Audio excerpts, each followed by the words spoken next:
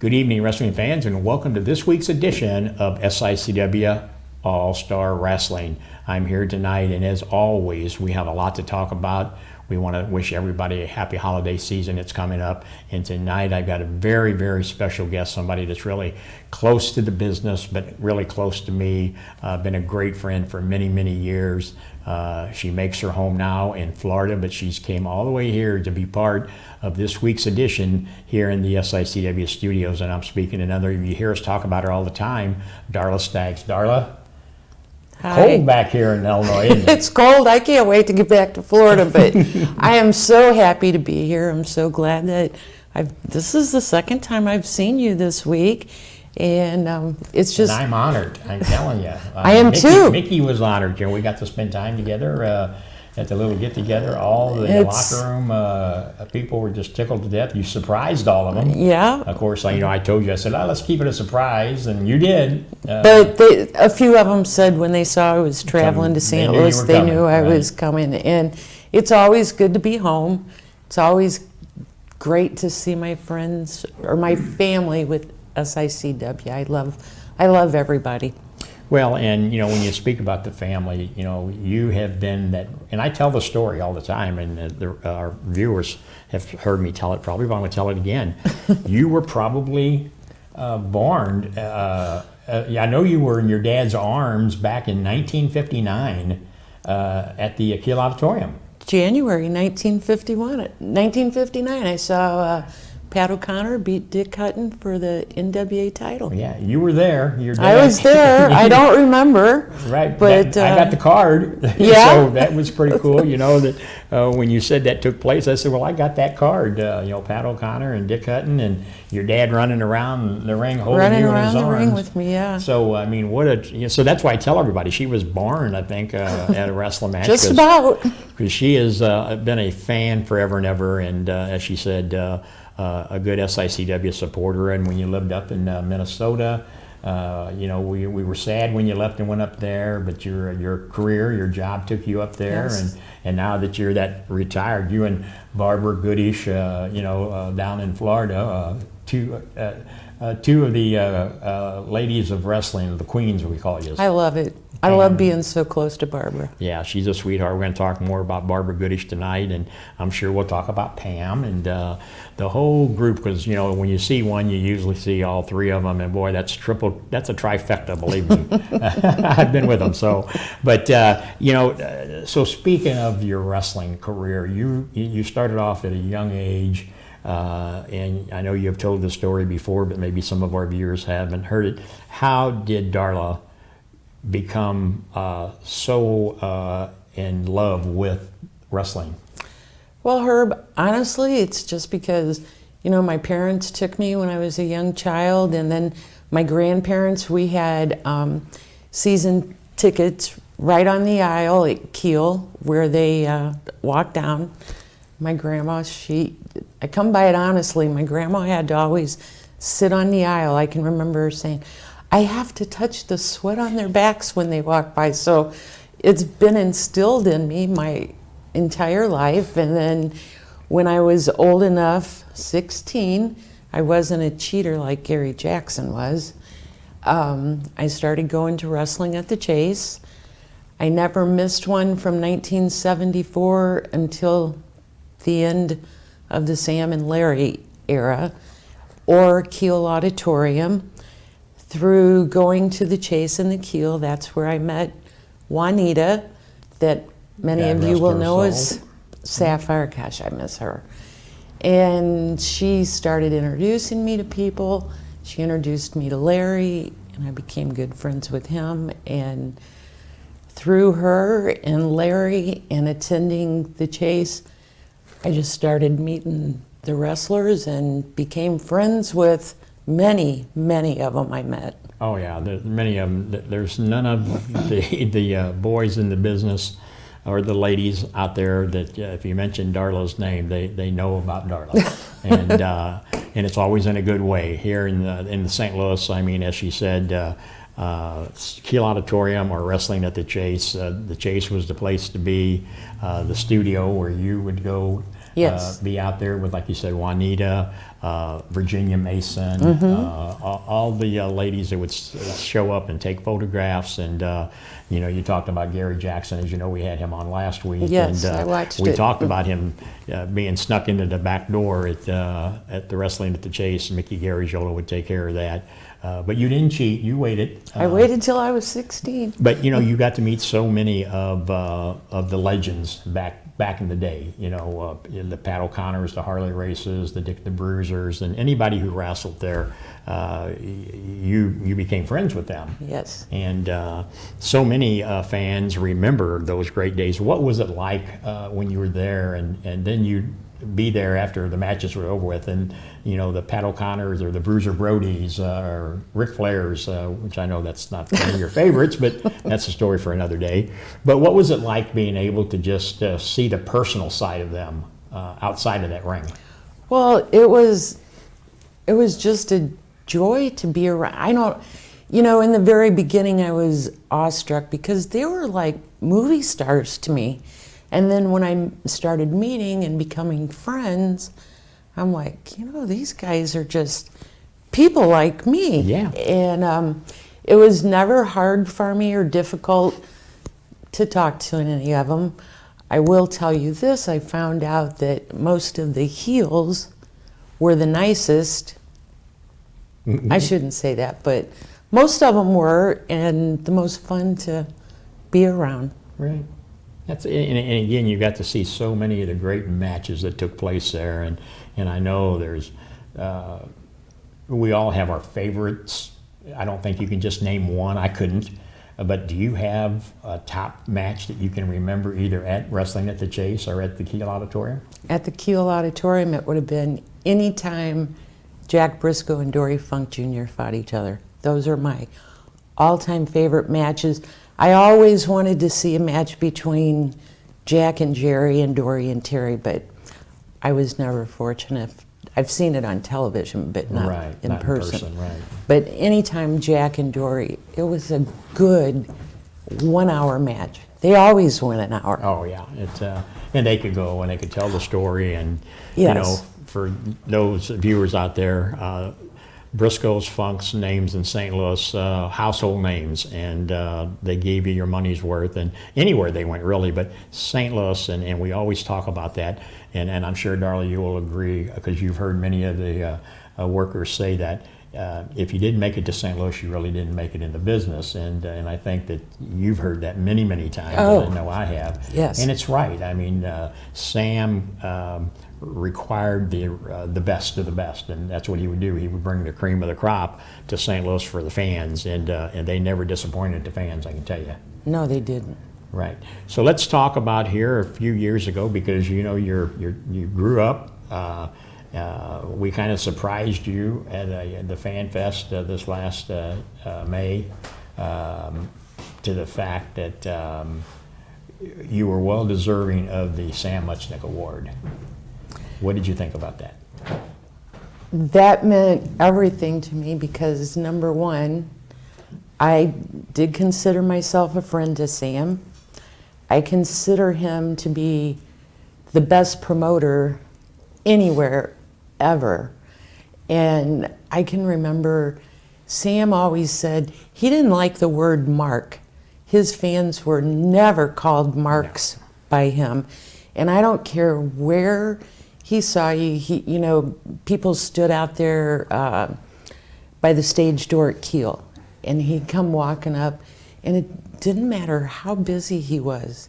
He always took time to stop and talk to his fans, and he treated us like people, like human beings. And I've been all over the United States, and some promoters aren't like that. Yeah. Well, and that was the one thing that he had instilled up in Larry and myself, that, you know, without the fans, you're going to have an empty stadium, an empty school, gymnasium, or whatever it may be, because if you don't respect the fans who's coming and spending their hard-earned money, you're just going to have an empty building there to perform in front of. And of course, you have to have the great talent, and that's why Sam required bringing in the Funks, the Briscoes, the O'Connors, the Harley races, the Johnny Valentines, and like I said, one of your favorites, John Paul Henning. Oh, How did I know that, right?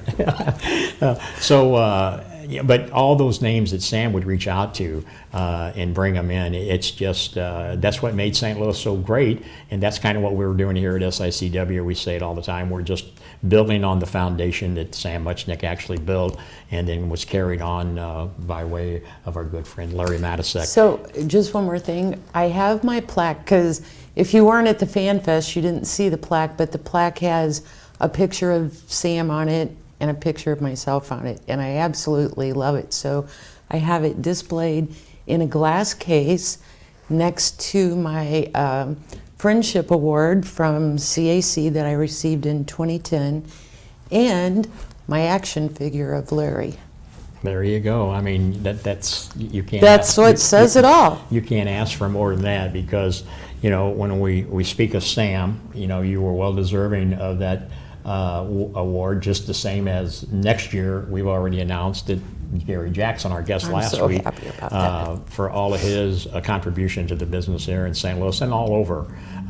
He is another one that got to know Sam, worked for Sam, worked for Larry, well deserving. And of course, the year before, our good friend Barbara Goodish got the Sam Muchnick Award. And we came up with the idea, Nick and I did, Nick Rednauer, that Sam meant so much for the business that we needed to start an award and name people each year that has had an impact or made a contribution to the business. And like I said, you were right there. I couldn't think of anybody better. Just the same with Gary Jackson for the 2024 award.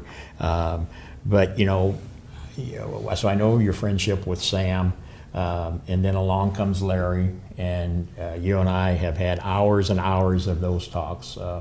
We watched it, Larry in his prime. We watched him deteriorate with his health issues, but even towards the end, he would always get perked up when you would call him. And when you made that final trip in, I think that he was holding on for that, and I can't, and I know I've told you this before, but I can't thank you enough for making that trip in, because that's really I think what he was wanting, because you and him were so close. Barbara, the writing the book together, but you were one of those, not only a fan, but you were a good friend to Larry. Am I right on target with that? Yeah, you are. And that was so strange that I was able to come home then, because that's right at Thanksgiving, and I usually was never able to get off work. Something kept telling me, you gotta go home, you gotta go home, you gotta see Larry. And besides my family, I have to include them. Right. Larry was always my #1 priority to see. And Barbara kept telling me, and you kept telling me, Larry's gonna make it until you get here, and he did, and I got to spend that last hour with him, and yeah, he told me he loved me, he squeezed my hand. Yeah, tough time, and I still miss him. So like I said, we know about her relationship with Sam, what she thought about how he promoted, how he ran the business, about the great friendship she had with Larry. Let's take a minute right now and just show you what we're talking about when she received that Sam Muchnick Award at the FanFest one, and you'll see what we're talking about. But this next young lady, you and I was talking earlier, watched her first wrestling match, or attended her first wrestling match in 1959. You know how long ago that's been? 64 years ago, I think. So, sorry? Oh, okay, thanks. We got to make these guys happy. But 64 years ago, this young lady attended a match at Kiel Auditorium. Does everybody know where that used to be at? And they say, well, she's not that old. But at this time, I'd like to invite a few people up to the ring to help her celebrate this moment. Miss Darla Staggs, can you join us up?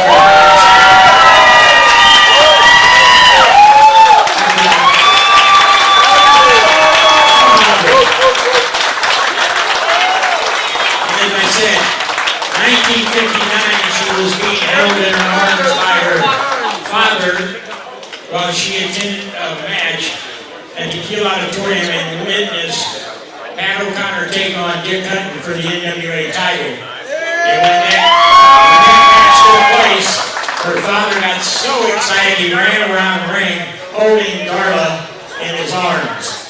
So Darla, as we know, you've been a wrestling fan. Is she doesn't look like she's that old, right? So anyway, Darla was selected by the board of directors to this year receive the Sam Muchnick Award for the outstanding job that she's done as a fan. She serves on the board of Cauliflower Alley. She helps all of the men and women in business on the Benevolent Association. She's got her family here with her tonight. She got to turn around so you we love you and all your wrestling family. And the one thing I know for sure, what Sam Muchnick thought about you and Larry Madison thought about you is next to none. Congratulations on being the award winner of the Sam Muchnick Award. I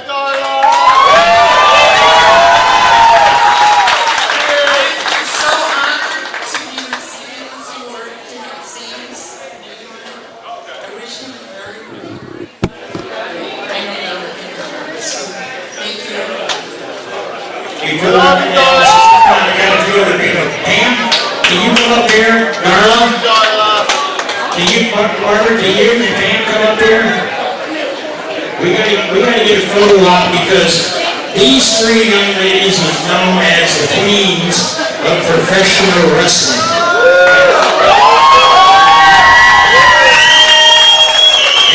You know, Jimmy, when you talk about the queens of professional wrestling, you gotta have three young ladies. You better believe it, because at one time I had Cutie Pie and a launch pie, Cutie Pie, the Glamour Girls, remember? Oh, yeah. So, Jimmy knows all about the lovely ladies. But these ladies are considered the queen of Burrito in Las Vegas every year, and that's what they're referred to. And I wanted them to share in this honor. Barbara was the recipient of the Sam Muchnick Award last year. And we really love all three of you, and I know your wrestling family does also. Look at my buddy Scott here. It's a good photo of you there. And now they want you to look this way. And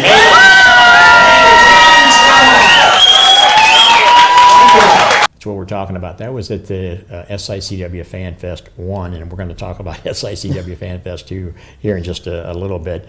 But, you know, you as a fan and as a great friend are a part of all of this. I mean, Ed Wheatley and the Head Over Heels TV show, program that was done, you got to come in town and go through that, and of course you were supposed to be a little, I'm going to go in and do a little interview, and I don't know how many hours you sit in there and take one, take two, and all this. And but what was your thoughts of how that portrayed the wrestling at the Chase program?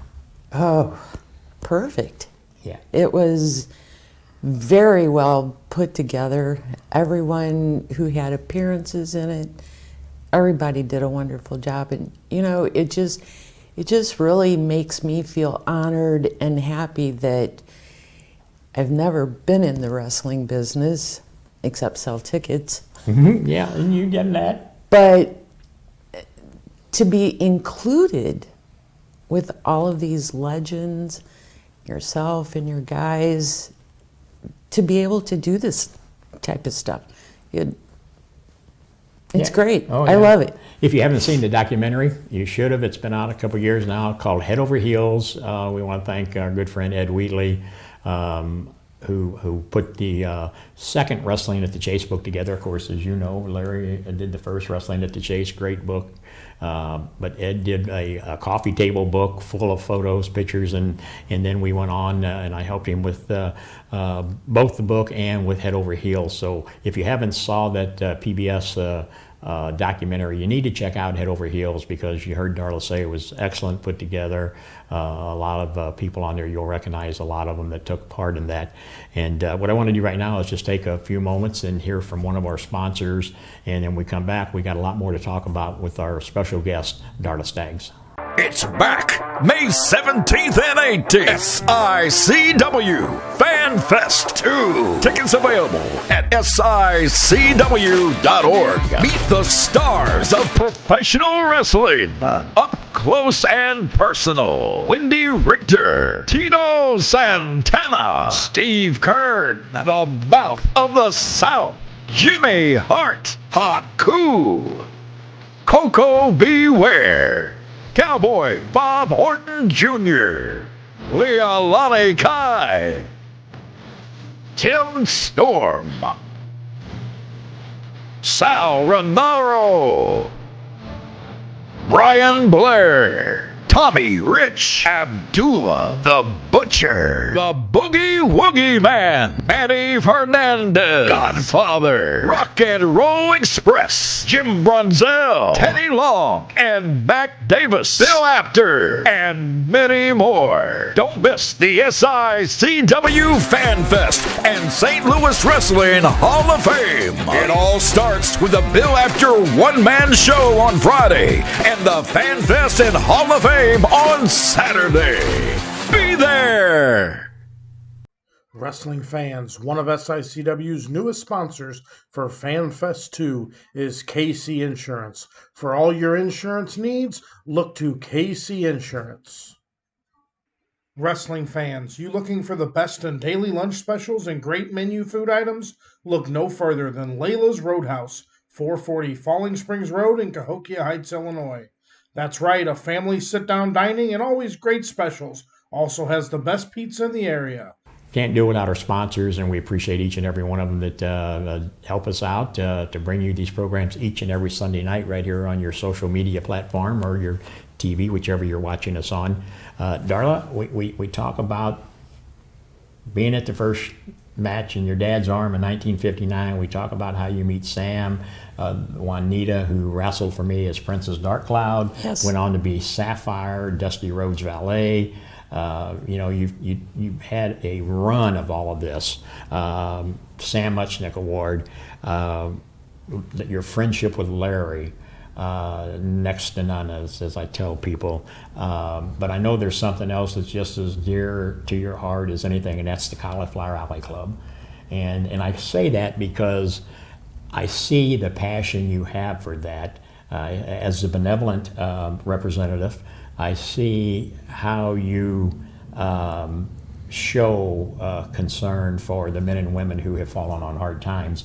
Tell our viewers right now just exactly what that Cauliflower Alley Club means to you and what it's meant to other people. So I have been a member of Cauliflower Alley and been going to their reunions since 2004. And about 3 years ago, I was approached by the board asking me if I would be interested in taking over as the benevolent chairperson. I didn't know if I wanted to do it or not. I said, I got to talk to Herb. So I talked to Herb about it. He agreed that I should do it. So I told him I would give it a try. I've been doing that for 3 years now. And about a year and a half ago, I was voted in as part of the executive board. And so just what we do is we're a nonprofit organization. We help out wrestlers that fall on hard times. Could be just they've lost a job, could be medical issues. And the money that we raise, it comes from memberships and fundraisers at our reunion. So what happens is, if they need help, there's a form that they fill out on our website, and it's caulifloweralleyclub.org. They email it to me, and then I contact them and go into a little more depth as to what their need is. And we go over everything, and then I write up my report, and I send it to the board, and they have to vote on it, and the majority rules. And that's what we do, and we love doing it. That's what Cauliflower Alley is all about. Well, and as you heard Gary Jackson and I talk about it last week, you don't have to be a worker in the business. You can be a fan and to join. Correct. It's an annual due that you can pay, or you can be a lifetime member. And we encourage all of the workers out there. I always say it's like a supplemental insurance policy that they can help out, that they can use, as long as they meet the criteria that the executive board has put out in their guidelines.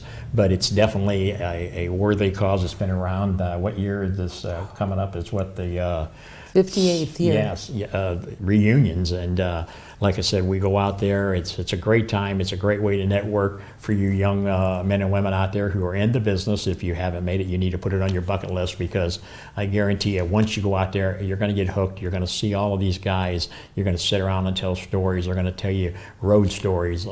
They've got. This last year we were sitting there. The CM Punk was at our table next to us. Rey Mysterio was there. And the list just goes on and on of the who's who that are in the business. So we really encourage you, go to Cauliflower Alley website, and as Darla said, the application on there, you can fill out to become a member, pay your dues, and if not, or you can contact me directly, and I will help you out. I'm supposedly the ambassador or whatever. He does a great job at it. Well, I'm just trying to get the word out there, because all the promoters out there, if any of you are watching it, if you haven't got your locker room at least looking at becoming a member, you should, because it's a good way to get them involved and be a part of a great organization. And when you've got somebody like Darla there at the head of the helms, not only as the benevolent person, but she's on the executive board. And like I said, I can only see things getting better for the Cauliflower Alley organization, and as we move forward. But so that's another feather in your cap with the Cauliflower Alley. So now you're in Florida. You're down there with a lot of the retired workers. Barbara Goodish is there, and we talk about Barbara all the time. For those of you who don't know, Barbara Goodish, the widow of the late great Bruiser Brody, King Kong Brody, whatever you want to call him. I called him my friend, dear friend. Tell me what Barbara Goodish has meant to Darla. She's my best friend. I love her dearly. Last year she came in a couple of days early because she wanted to spend time with my family and get to know them, because she loves kids and she doesn't have grandchildren. So she's trying to do that again this year. But, I can call Barbara no matter what time of the day is. If I need to ask her something, or I just need her to cheer me up, and she's always there for me. Always bubbly. She's always... I'm always there for her. And now we're having fun going to all these music shows that... Poor Sam's getting more out of it. He's playing music every night, and you're there. Tell him play more songs. Yeah, we're his groupies. there you go, his groupies. And then Pam came down. Pam was there in November and spent a week, and I just had a text from her this morning, and she's trying to plan her next trip. Oh, wow. Well, for those of you who may not know, we're talking about J.J. Dillon's daughter. These three run together. Like I said, it's a trifecta. And when you get them together, whether it's in Iowa at the Tragus Fez Hall of Fame, or out at the Cauliflower Alley, or now if it's down in Florida, you can hear the rumblings. And it's all good. Three lovely ladies that they got stories just like we're sitting here today talking about. If you want to hear some great stories about J.J. Dillon, one of the greatest minds of the business ever, I can sit and talk to him, and I have spent many a time sitting and talking with him, having a few beverages, and he's got more road stories and that just keep you entertained. So our thoughts are always with J.J. Dillon, and hopefully maybe he'll join us here in next year. So you never know. I hope so. Things are looking up for FanFest too. So that's a segue. And let's do that. Let's take a break real quick, come back, and then we're going to talk about what Darla thinks, what she thought about SICW FanFest 1, and if she's going to come to FanFest 2. We'll be right back after these words.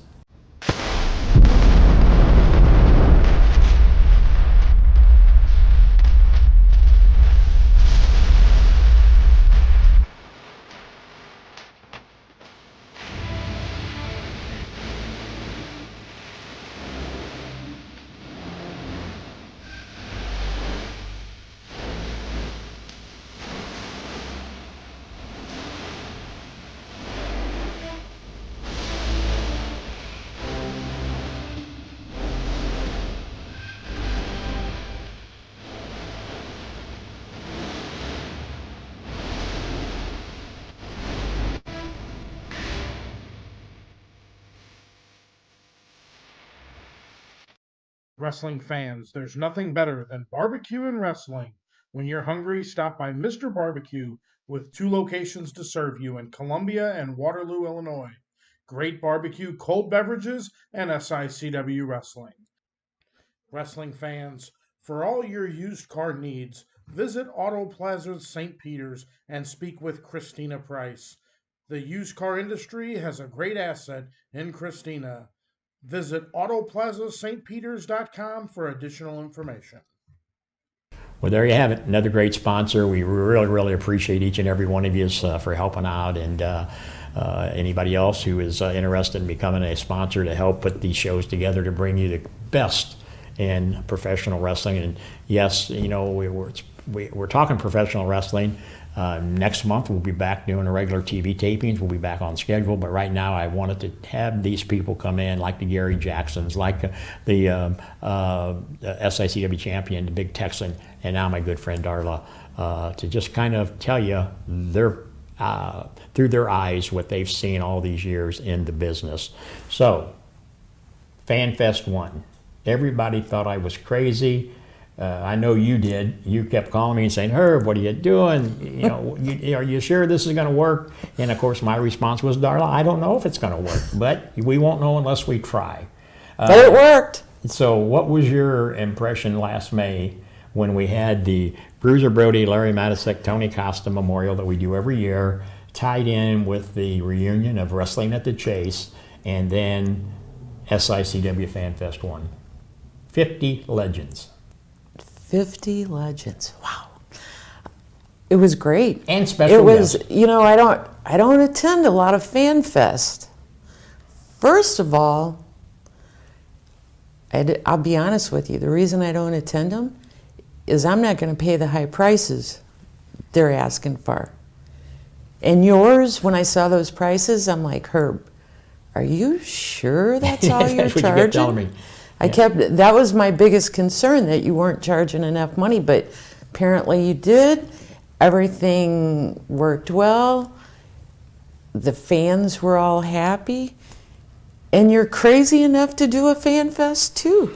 Well, and again, this last May, and we talk about last year. It wasn't last year. It was just this last May that we did it at the Aviator Hotel and Ballroom in South St. Louis, and like I said, over 50 legends and special guests. For those of you who didn't attend, for those of you who were watching that did, I hope you feel the same way Darla did. It was great.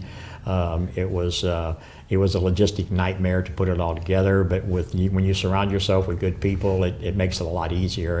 And I had a lot of help organizing it and making sure that people got from point A to point B, working with the hotel. Nick Rednar, our senior referee, played a major part in putting it together. But there were other people behind the scenes. You know, I couldn't do it without my family. But you fans who came out and supported it. And Darla was right. I wanted to keep it feasible for people to come. I wanted the legends who were taking time out of their schedule to come and be able to mingle with the fans, sign the autographs, sell their pictures. I wanted everybody to be able to make money. So if you come in there and set that price too high, then you're taking away from the possibility of everybody making their money on their trips, because you know they have to come in, they have to set up the hotels and things of that sort. But you're right. We're crazy again, so in 2024, it's already been booked. And of course, you know, what I get accused of all the time is you can't just be happy, Herb, with what you did in May. You've got to try to outdo it. Of course. Yeah, well, that's what Larry always said. If it's not worth doing to. bigger, then why do it if you're just going to repeat the same thing? So this year, our good friend, in fact, he was going to come in this last May, Mr. Bill Apter, but in May, it was on Mother's Day weekend. And his anniversary. And of course, as I told him when he kind of had to bow out, I said, Bill, happy wife, happy life. There will be more wrestling, because if anybody knows Bill Apter, he has been in the wrestling business with the magazines, and he has made more careers for some of these wrestlers, because back in the day when he was traveling around the world following these wrestlers and taking their pictures, there was no cell phone cameras and no internet. So he was out there taking pictures of them when they were out there doing their job and getting it in the magazines and letting us fans know who they were and where they were at and what they were doing. So Bill had to bow out in May. So when we came up with a date, I talked to him. He said, "It's not a Mother's Day, is it?" I said, "Nope." I said, "It's the weekend after." He said, "Well, then I'm in." So he's going to come in and do a VIP night on the Friday night, May 17th, the Bill Apter's one-man show. And if you've never seen Bill Apter's one-man show, I'm telling you, you're in for a treat. There's a limited number of tickets available for that Friday night that he will be doing it there in the smaller ballroom. But then he'll be with us on Saturday also. But so we've added the Friday night if you buy the ticket for that. But then Saturday, the FanFest starts at 10 a.m. in the morning, and it will go all day. And you've been following some of the names that I hope you have. I mean, Duh. And in fact, Dr. D. David Schultz was one of the first ones that we talked about, good friend of yours, and Barbara. And do you remember what I had to say about him before I met him? Yeah, you didn't like him. I Why? called Larry. I said, "Larry, is Herb crazy?" I said, "Nobody wants to see that guy." I said, "He's the guy that beat up that reporter." Oh my gosh, he was so amazing. I so loved him. Yeah, Dr. D. David Schultz. The next one we right away jumped on board, didn't even have to wait. Our good friend B. Brian Blair, the president, CEO of the Cauliflower Alley Club. So again, you'll be able to talk to him if you don't join between now and May of 2024. You'll be able to talk to the president, CEO. You'll be able to talk to. You're going to come, aren't you? I've already got my ticket for Bill's show. I've got my ticket for the FanFest. My hotel room is booked, and Bill Apter has promised that he is going to sing "Can't Smile Without You" for me, Pam, and Barbara. He does karaoke better than anybody I know, so Yes. that's worth coming to see Bill Apter, if nothing else.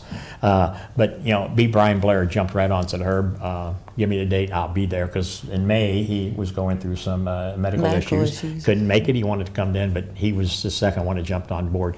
And it's just kind of snowballed from there. The Rock and Roll Express, The Godfather, Abdullah the Butcher. Just recently I announced Sergeant Slaughter is going to be joining us there. It's not a FanFest without some law and order, and the Sarge will come and do that, as you well know. But Manny Fernandez is signed on with us, and I don't have the entire list with us, but if you're on social media, just go to my page or go to SICW, and you can just see we've announced different legends every day just about. But that Saturday we'll also have the class of 2024 inductees for the St. Louis Wrestling Hall of Fame that was started years ago by Larry and myself and a few other members, Nick Reddenauer, that put that together. Lalani Kai is going to be inducted, a good friend of yours. Yes. Judy Martin, Wendy Richter's going into the Wrestling Hall of Fame.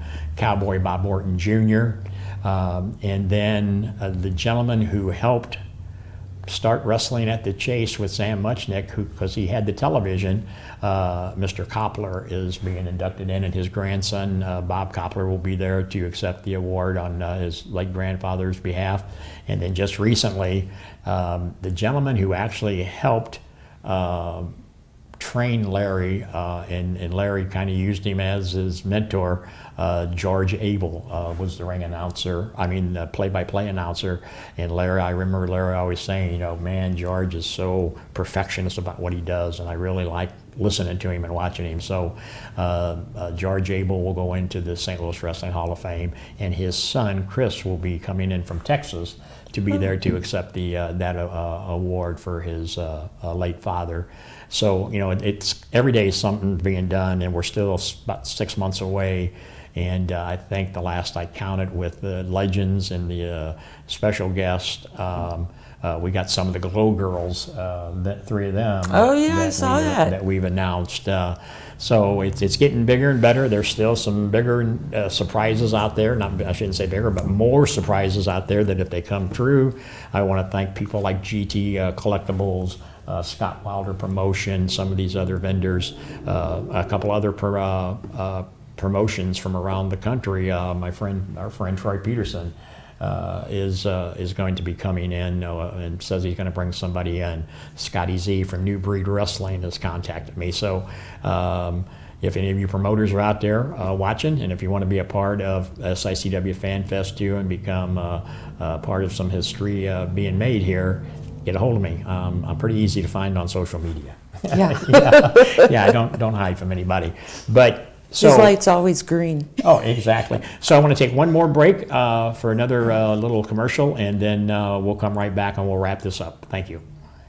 Wrestling fans, for all your massage needs, visit the Restorative Massage Center located inside the Sheer Techniques Salon in Troy, Illinois. Masseuse Shauna has been a licensed massage therapist for over 10 years, and she customizes each massage to meet the needs of her clients, performing Swedish deep tissue and trigger point therapy.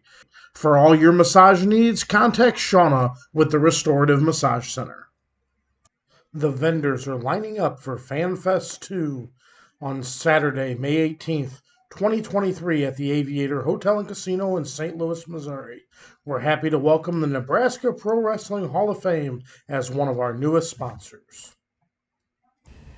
Okay, once again, thanks to all of our sponsors who each and every week make it possible for us to be here.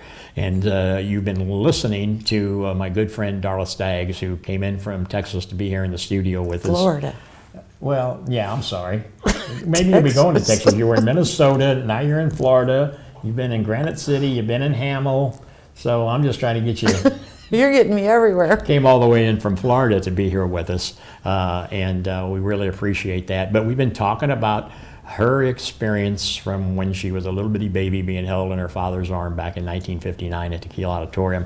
Kind of walks you through the, and again, I know it's a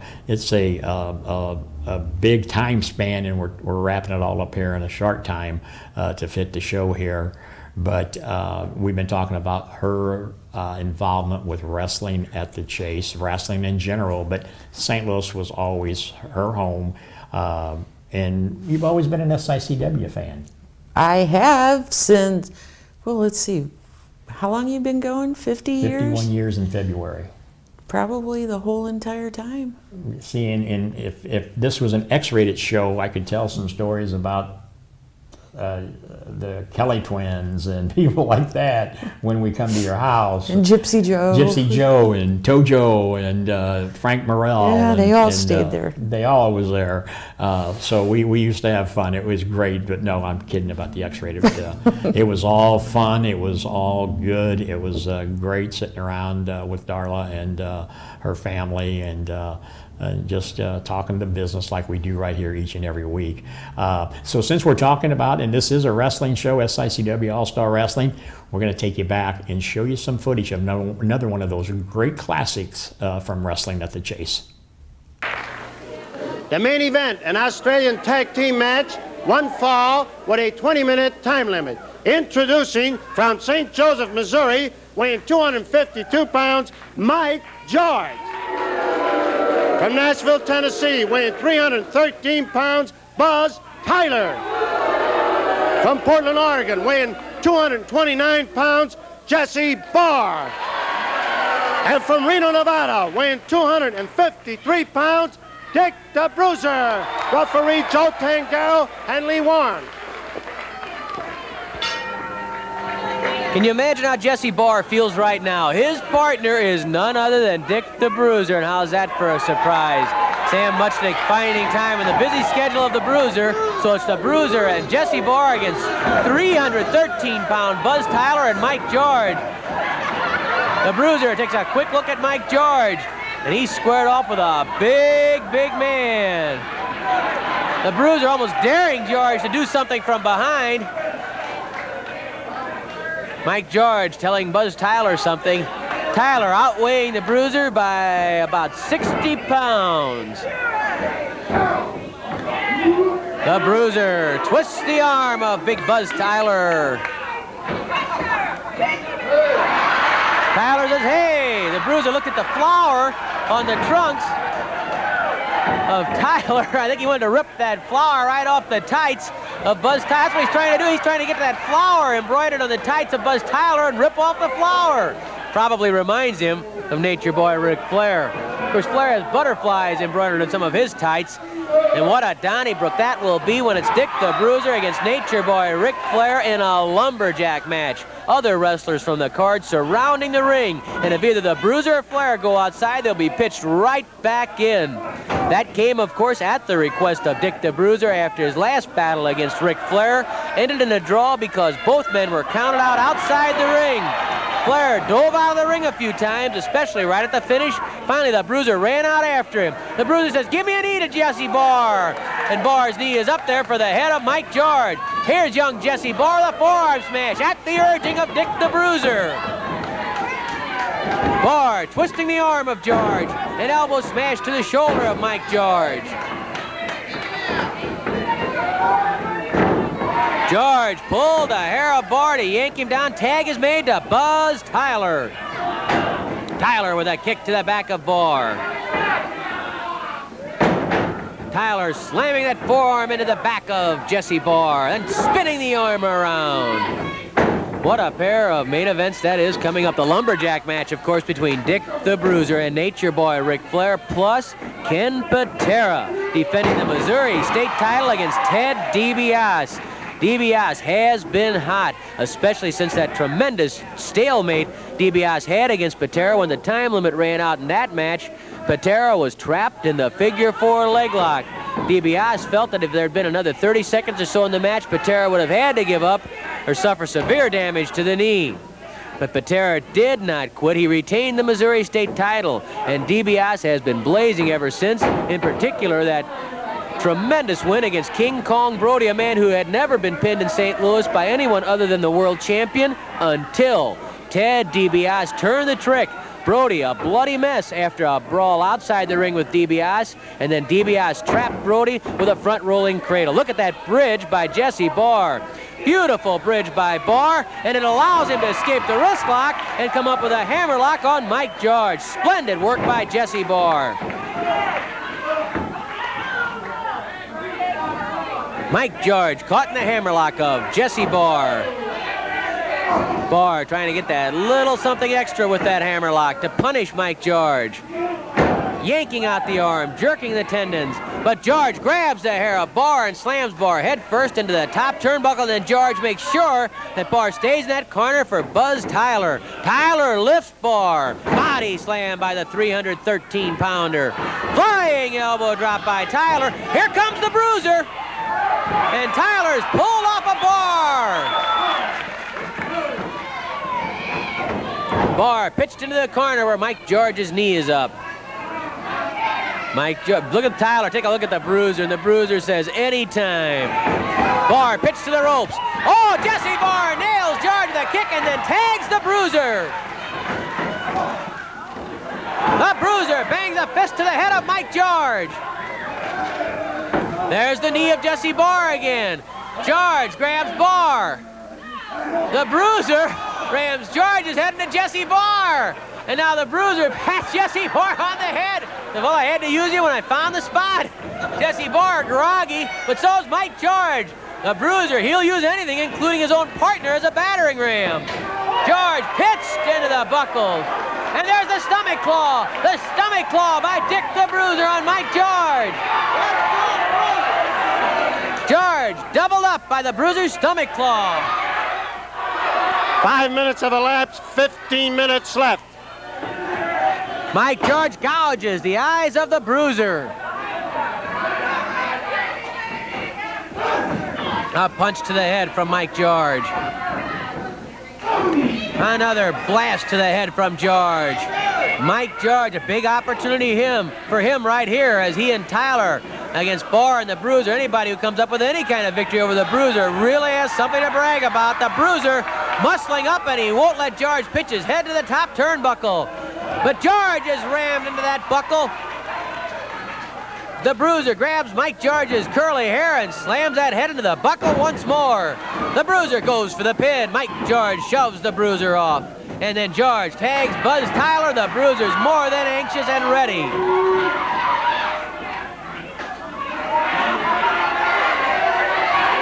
Tyler, he is big. He almost dwarfs the Bruiser.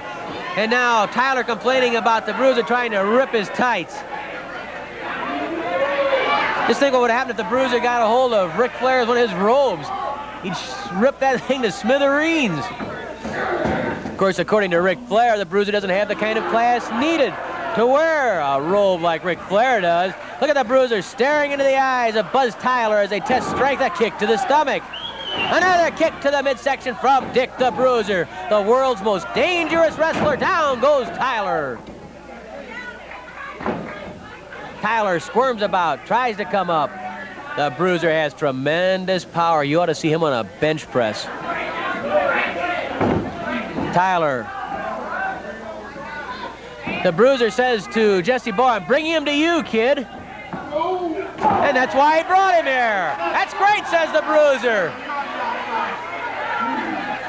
Well, Jesse Barr has the amateur credentials, he has the fundamentals, and Dick the Bruiser's going to teach him about a few other things that'll come in handy in professional wrestling wars.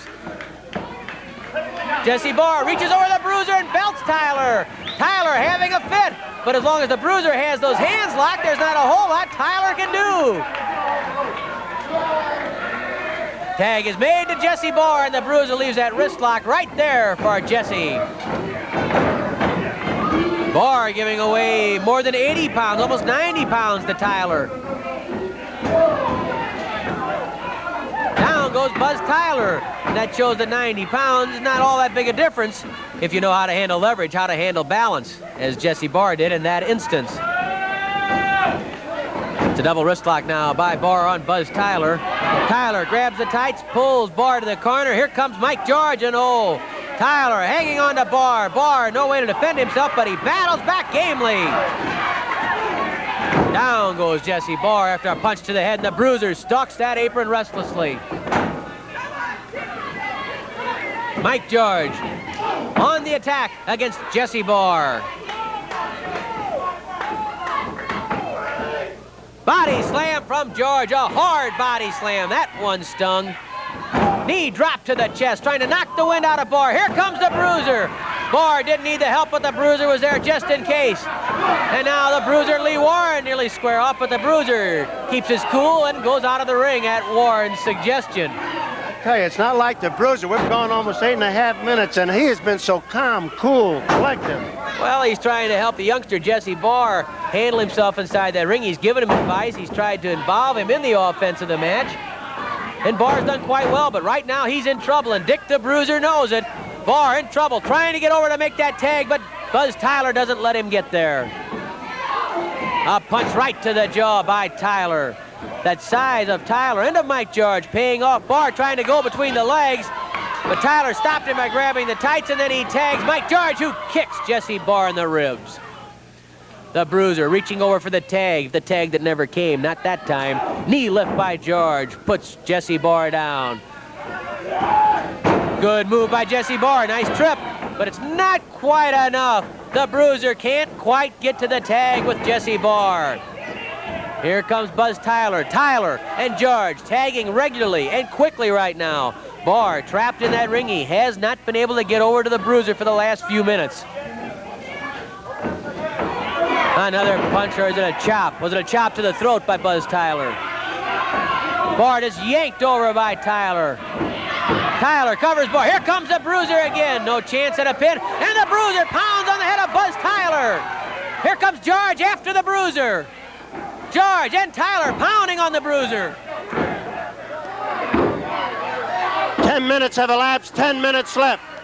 The Bruiser having come to Jesse Barr's rescue. Barr wants to make a tag, but the Bruiser wasn't there. Now the Bruiser shoves Barr at Tyler, but Barr is still a little bit groggy, and he wasn't able to fight back, although he's trying with a lot of spunk and a lot of spirit to get over to the Bruiser. Jesse Barr still caught in that ring.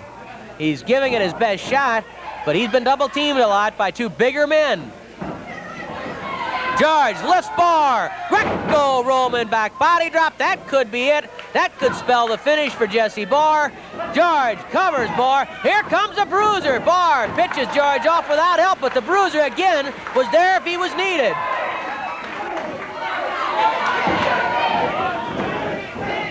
Jesse Barr taking a battering now from Tyler and George. The crowd yells at Barr, make the tag. He tries to get to the Bruiser, but Tyler cuts him off just short. Side saddle suplex by Buzz Tyler. He goes for the pin. There's the Bruiser to the rescue again. He knocks Tyler off a bar before the referees chase the Bruiser to the corner. Mike George with that knee up. And Jesse Barr took it right in the head. Barr is in trouble. No doubt about that now.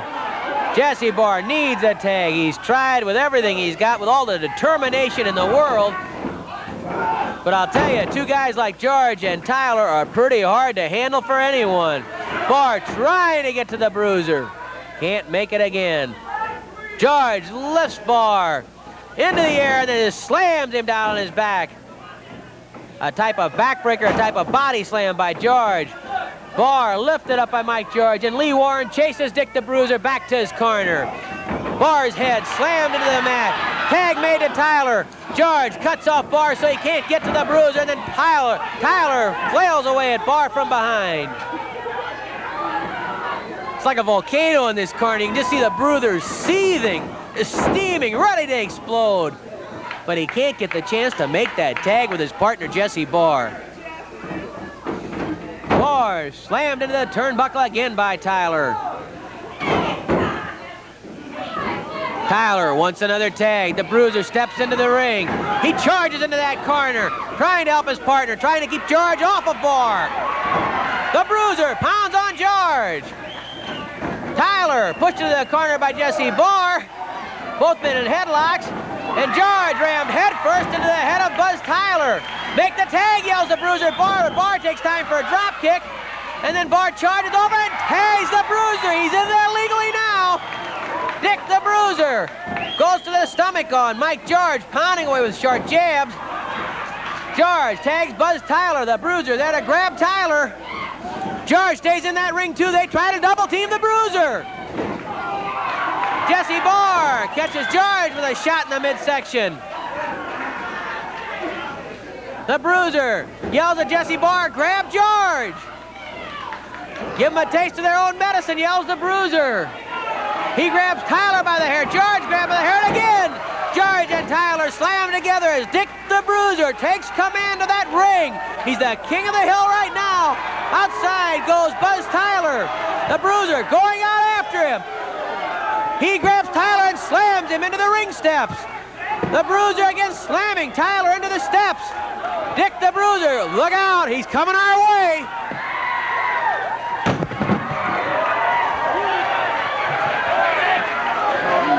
Buzz Tyler being slammed into the press table by Dick the Bruiser.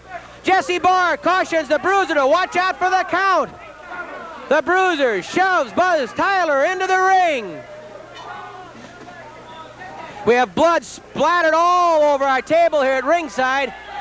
Apparently Buzz Tyler has suffered some sort of cut, either his nose or his mouth. Blood all over the table here at ringside, and now blood pouring from the nose of Buzz Tyler. The Bruiser has opened up the nose of Tyler when he slammed him into the press table. Jesse Barr's knees up there when the Bruiser wants it, and the Bruiser mounts the ropes. The Bruiser crawling up for the atomic drop. The crowd screams, they're standing, and the Bruiser scores with the atomic drop. Dick the Bruiser forces down the shoulders of Buzz Tyler. The count of 1, 2, 3, that's it. Dick the Bruiser and Jesse Barr win from Buzz Tyler and Mike George. The Bruiser ripping on the bloody nose of Tyler. Barr and George battering each other. The referee's trying to restore some order. Tyler, the bloody Buzz Tyler, knocked out of the ring. Mike George battering Jesse Barr, and then the Bruiser chases Mike George out. Buzz Tyler, a bloody mess. Compliments of Dick the Bruiser as Mike George helps his partner to the dressing room. It's the Bruiser and Jesse Barr after the atomic drop of Dick the Bruiser. They're the winners, and here's Mickey. In 14 minutes and 59 seconds, the winner of the bout, Jesse Barr and Dick the Bruiser. There you have it. When you talk about wrestling at the Chase, yes, I'm partial to wrestling here in St. Louis. I love it from anywhere, but wrestling at the Chase is what I grew up on. It's what Darla grew up on, and I assume a lot of yous that live in the St. Louis region grew up on it. Sam Muchnick did a fantastic job of putting a program together, him and Mr. Koppler in 1959, that just a handshake deal, put it together. It'd be nice nowadays if we could shake a hand and live up to what they did for all the years they did it. So I want to thank each and every one of you. I hope you have a happy holidays, and we'll be right back here next Sunday night at 8 p.m. And we're getting close to kicking off 2024, leading up to SICW FanFest 2. But don't forget, before that, Saturday, January the 13th, we're back at the Belle Claire Fairgrounds, steel cage match. The Night Train, Gary Jackson against a Telecon special guest referee, Danny Boy. Oh, wow. And locked in a steel cage. 8 or 9 big matches that night. That's the show that kicks the road to the SICW FanFest in May. That's January 13th at the Belle Claire Fairgrounds. We want to see you there, and we'll see you back here next Sunday night.